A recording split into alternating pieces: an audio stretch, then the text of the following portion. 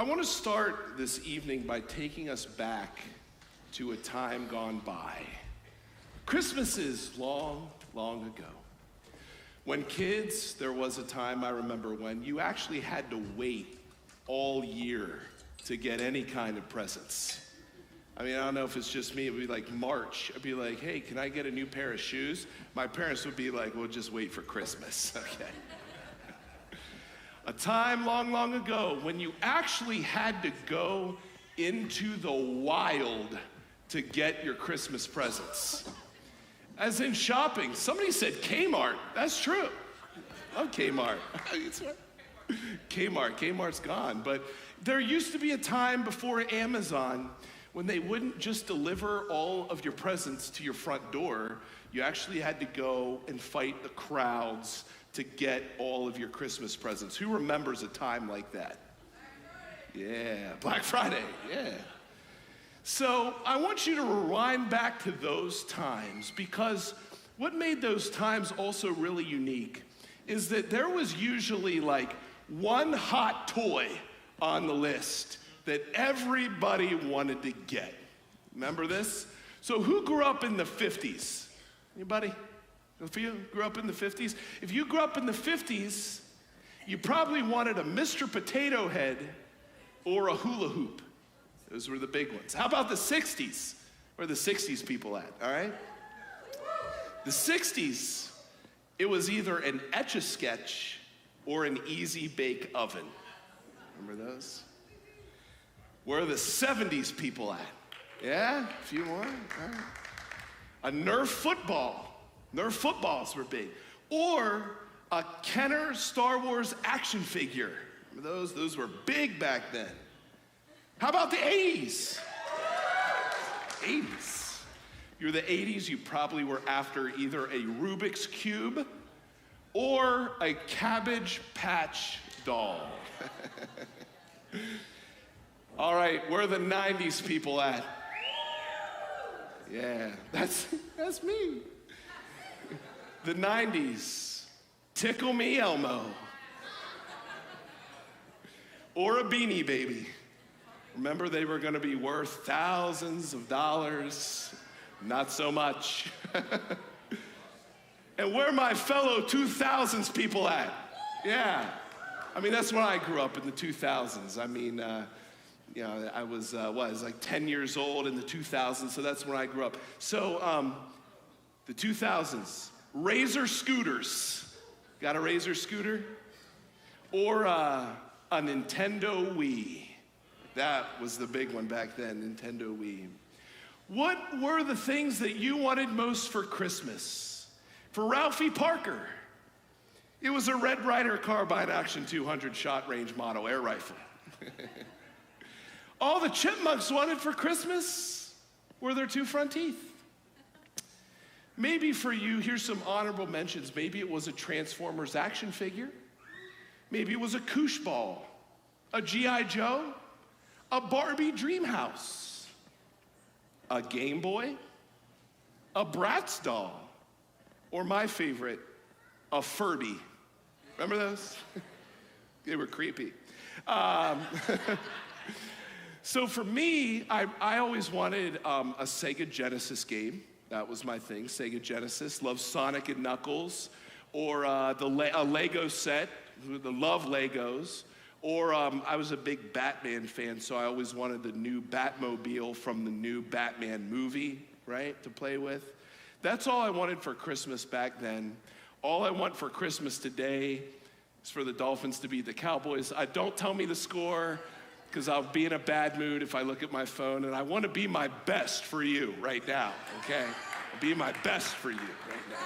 I'll look later. If I greet you, it's probably good. If I don't and drive out, it means they lost. I'm out of here. I'm just kidding. I'll be out there either way because I love you more than the Dolphins. But I want you to think about the things that you wanted most. All I want for Christmas is fill in the blank, fill in the blank. And while you're thinking about that, if you have your Bibles, go and turn to Mark chapter 9. We'll have the words on the screen. If not, I've been going through a sermon series here at Reach Church called Transformed for the Christmas season, and this is the finale of that, part 4. And the message for tonight is called, All I Want for Christmas is ... You fill in the blank. All I want for Christmas is ... So Mark chapter 9, it starts with this story called the Transfiguration. And this story is not typically considered to be a Christmas passage. I'm probably one of the few pastors preaching on the Transfiguration tonight, if anyone is. But I think that in this story you'll find beauty and glory that really magnifies this Christmas season. So let's look at Mark 9, verse 2. It says this, "And after 6 days, Jesus took with him Peter and James and John and led them up a high mountain by themselves. And he was transfigured before them, and his clothes became radiant, intensely white, as no one on earth could bleach them." So the word transfigured, it means to change. So Jesus was changed before them.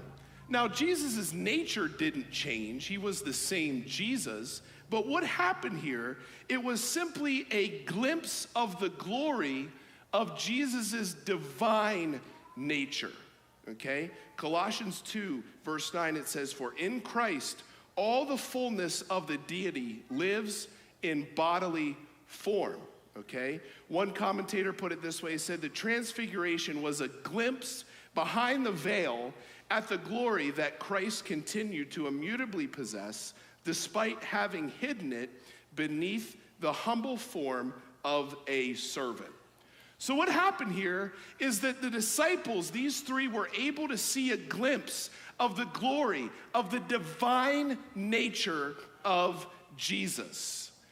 And this glory is a foreshadowing of the glory with which Jesus will return, okay? The future glory of Jesus, that's what the disciples saw a glimpse of. But not only was this moment a foreshadowing of the glory of Jesus, it was also a glance backward to the pre-human glory of Jesus. We believe that Jesus is God. One of our faith documents, kind of a guiding principle of theology, it says, Father, Son, Holy Spirit, they are one God, the same in substance and equal in power and glory. Jesus is God, God in flesh. So that means that Jesus has existed from all eternity. There was never a time when Jesus didn't exist, okay? He is God, he is eternal. But the beauty of Jesus, the beauty of the Son, and the beauty of the Christmas season is this. Jesus emptied himself of that glory for us. That's an amazing thing. Philippians chapter 2 speaks of this. It says, though Jesus was in the form of God, he did not count equality with God a thing to be grasped, but he emptied himself by taking the form of a servant, being born in the likeness of men, and being found in human form. He humbled himself by becoming obedient to the point of death, even death on a cross. For us, Jesus emptied himself of this divine glory. So the disciples in this moment saw Jesus who always will be and Jesus who always has been. They saw the divine nature of Jesus. But then look what happens next. As if this story isn't already incredible, let's look and see what happens next. And there appeared to them Elijah with Moses, and they were talking with Jesus. And Peter said to Jesus, Rabbi, it is good that we are here. Let us make 3 tents, one for you, one for Moses, and one for Elijah. For he did not know what to say, for they were terrified. Have you ever been around somebody who just has to say something? You know, I mean, You're probably around them during this time of year because you have to be, you know what I mean? You know, everyone's around people they don't like for Christmas. That's the way this works. I'm just kidding. We love everybody. But anyway, so Peter just kind of chimes into this situation. I mean, he doesn't know what to say. All of a sudden, here's Moses and Elijah. They were dead for several hundred years, right? And all of a sudden they appear on this mountain. And Peter says, Rabbi, it's good that we're here. Let us make 3 tents, one for you, one for Moses, and one for Elijah. Now, at first thought, this seems like a logical thing for Peter to suggest, right? I mean, 2 dead guys show up. Let's make some tents and talk for a while. I mean, pretty cool. It's not every day you get to talk to Moses and Elijah, right? Hey, let's build some tents and let's hang out for a while. Why did Peter say this, though? Well, Luke's gospel, the same story told by Luke, he gives us the reason why Peter said that in this moment. Let's look. Luke 9:33 says, and as the men were parting from him, Peter said to Jesus, Master, it is good that we are here. Let us make 3 tents, one for you and one for Moses and one for Elijah, not knowing what he said. So Peter suggested this as the men were parting from him, as they were leaving. In other words, Peter didn't want Moses and Elijah to leave. Hey, Moses and Elijah, stick around. I'll make some tents. It's good that you're here. Let's stay and chat a while. But Peter didn't understand something very, very important. He didn't fully grasp it yet. Moses and Elijah, they had to leave because something greater had come. See, Moses and Elijah, they were mediators of what is known as the Old Covenant. Say it with me, Old Covenant. I want you to get this, the Old Covenant. And this was a covenant, you can read about it in the Old Testament. Covenant, testament come from the same word, okay? Old Covenant. And the Old Covenant had requirements on people, on us, to please God through our obedience to him. That's what the Old Covenant was all about. But if you read the Old Testament, you know, all those classic stories of our faith and all of these characters, the reality is, though, the Old Testament is really just one big story of failure. Sure, there were moments of success and victory and glimpses of all of these things, but at the end of the day, the Old Testament ends in silence. It ends in failure. And it tells of these people, the Israelites' repeated failure to live up to what God required of them.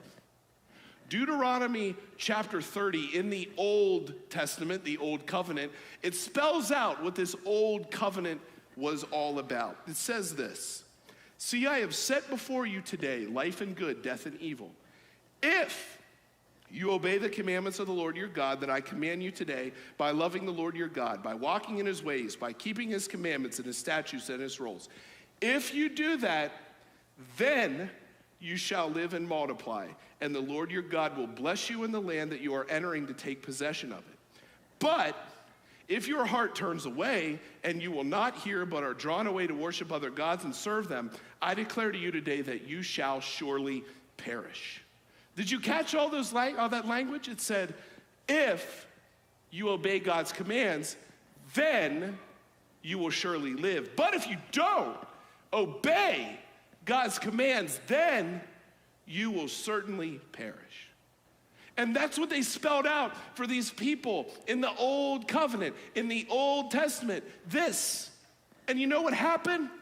The results were a whole lot of failure. Nobody succeeded in following this. Everybody failed. No disrespect to Moses and Elijah. I love their stories. I just preached a sermon series about the life of Elijah. No disrespect. But they were mediators of the old covenant that failed. It failed. And Peter, let's get back to him. Peter didn't want them to leave. He wanted them to stay. While he was standing with the someone greater who had come. The someone greater that Moses and Elijah had prophesied about in the Old Testament, pointing all of these people to Jesus. But Peter, he didn't want Moses and Elijah to leave. And listen, here's what I want to tell you today. So many people, maybe it's you today, but so many people are living their lives not wanting Moses and Elijah to leave. And here's what I mean about that. We're offered to live under what is called the new covenant, which I'll tell you about in a moment. But we still live like we're under the old one. That's what we do. See, we still think that it all comes down to our obedience to God. We still think that God will withhold his love and favor and grace toward us when we disobey him, and then he's going to reward us and make our lives better when we do obey him. We still think that it all comes down to us and how good we can be. That's what we think. So we set up tents with Moses and Elijah, and we come and we want to learn how to do more and try harder and get better and climb up this ladder that is still in our minds of how to please God and make him happy with us. That's what we do. The message of the church of today, it's sad. The message is largely what we're supposed to be doing for God, how we're supposed to be living for God, how we can best please God. If you listen closely, a lot of the messages of today are largely all about what God expects from us. And all of those messages they're nothing but a refurbished old covenant. That's all it is. It's living under this old covenant. Peter didn't want Moses and Elijah to leave. They still were living under this old covenant mentality. But Moses and Elijah had to leave. And they have to leave you too. It's time for them to go. Something greater has come. When Jesus came onto the scene, this is what he said. No one puts new wine into old wineskins, or else the new wine bursts the wineskins. The wine is spilled, and the wineskins are ruined. But new wine must be put into new wineskins. That's what he's talking about. The new has come. You can't go back to the old. I'm here. See, Moses and Elijah, they weren't bad. They weren't bad. The old covenant wasn't bad. It came from God. It's just that this way of thinking about how I need to best do what I can do to climb God's favor, the best thing that I need to do, it was never intended to save us. This way of thinking, it was never intended to save us because it can't save us. It can't transform us. It can't do it. That's the point, and that's why Moses and Elijah, they have to leave.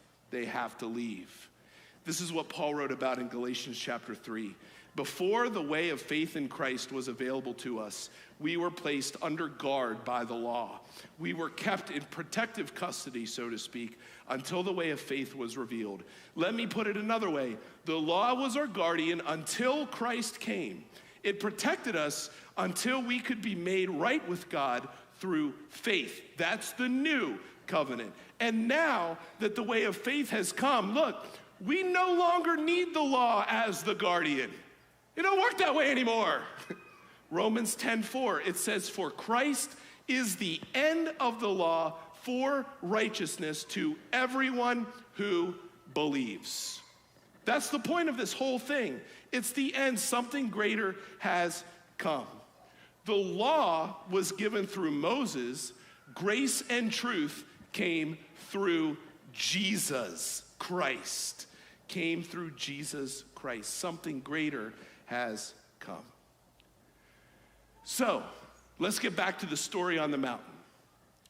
Once Peter says this, he makes this comment. Maybe we should, make a tent and all stay and hang out a while. Once he says that, did you notice that Jesus didn't respond to him? It wasn't Jesus who responded to him. Who responded? Someone else responded. Let's look at verse 7.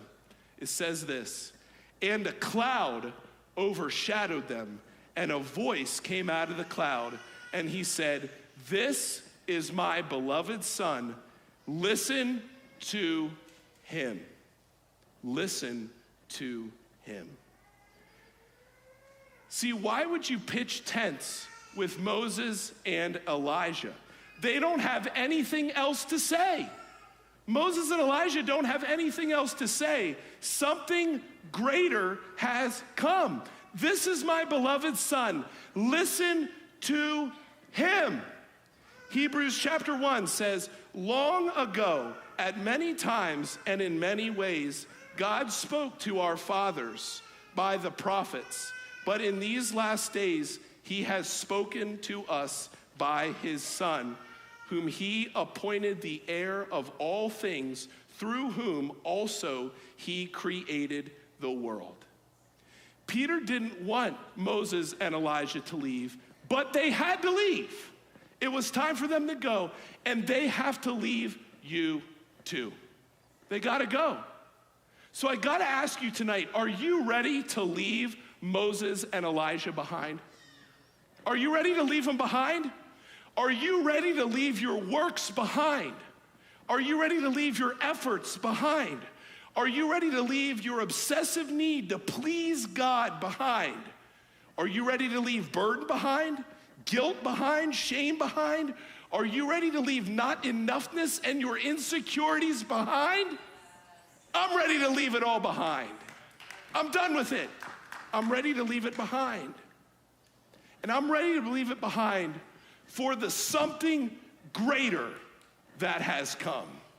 Something greater is here. Something greater than do more, try harder, or be better. It's Jesus. He is the something greater who has come. And look at Mark chapter 9, verse 8. It says, and suddenly, looking around, they no longer saw anyone with them but Jesus only. Jesus was the only one left with them because Jesus was the only one they needed. He was the only one they needed. Steve Brown from the book Scandalous Freedom, we're going to be doing this study as a church-wide study. He said this. He said, do you want to know what God is like? Then look at Jesus. If you want to know how God reacts to people, look at how Jesus reacted to people. If you want to know what God thinks, how he acts, and who he is, don't get with a group of people and vote on it. One doesn't discover divine truth with an election. If you want to know the truth about God, don't get a book on theology, listen to a preacher, or even read a book like this one. For God's sake, go to Jesus. Go to Jesus. This is my son. Listen to him. Just listen to him. My friend Justin plays the bass. Oh, there he is. He's walking up on stage. What? Hey!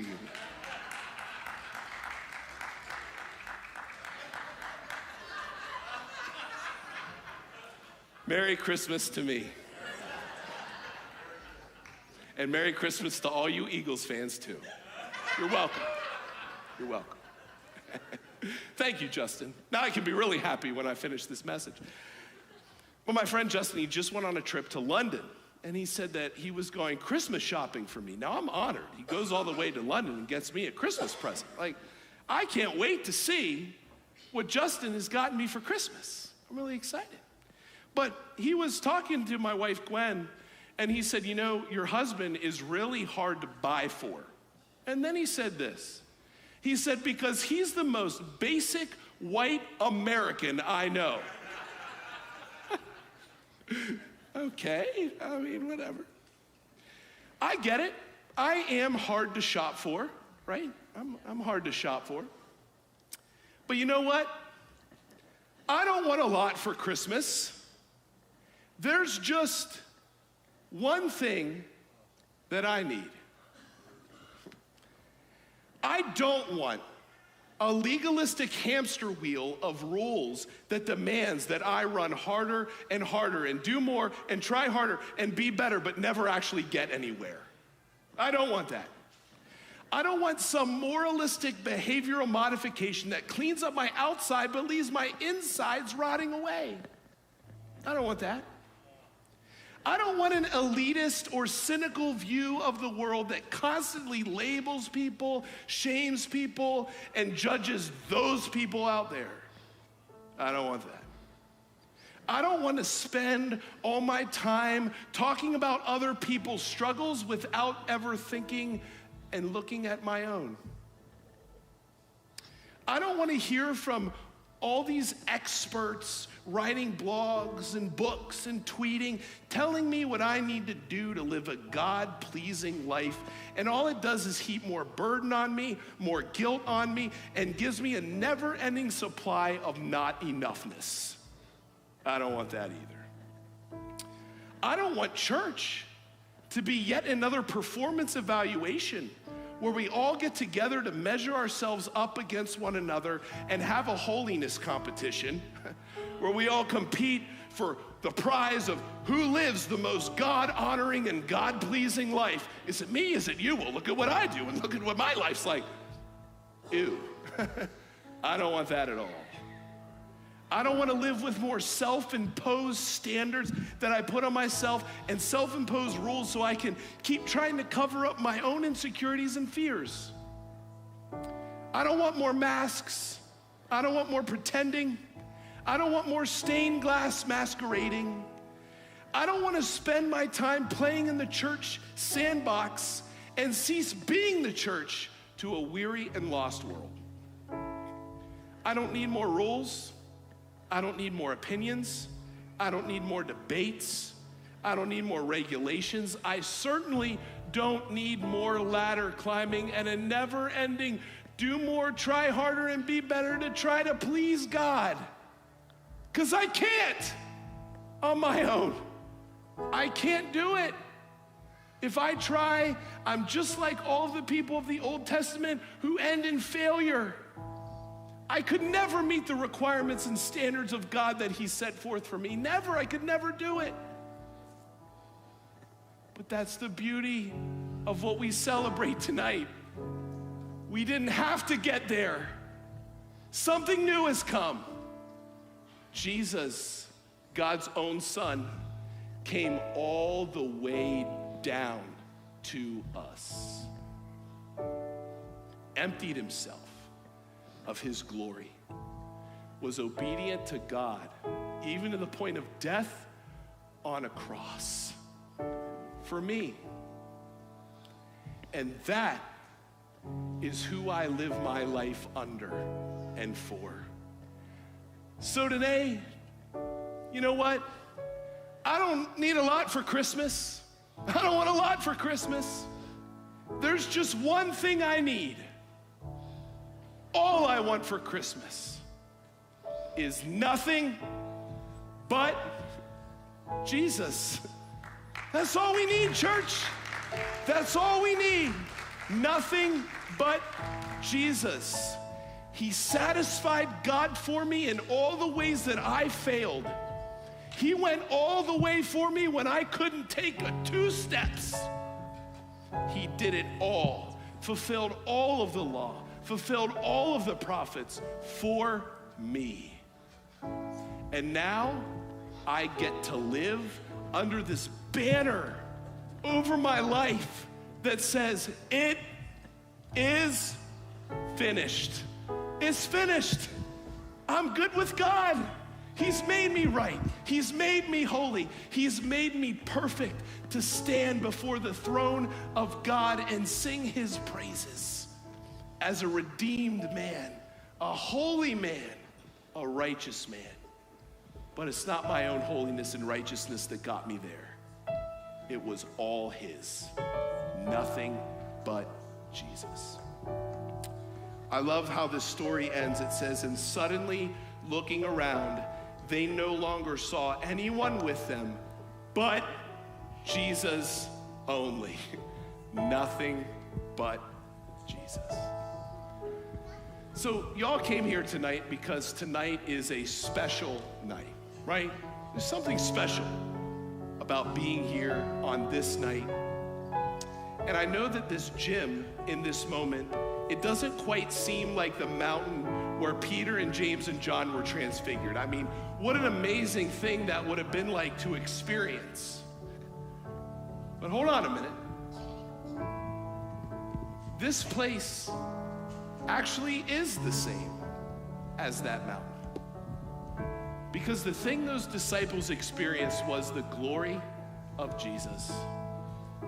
And the Christmas story says this: the Word became flesh and dwelt among us, and we have seen his glory, glory as of the only Son from the Father, full of grace and full of truth. We stand today, in a sense, on that same mountain that Peter, James, and John did and saw Jesus in his full glory. That's what Christmas is all about. We have seen his glory. And now all that we have to do is thank him and praise his name for what he's done for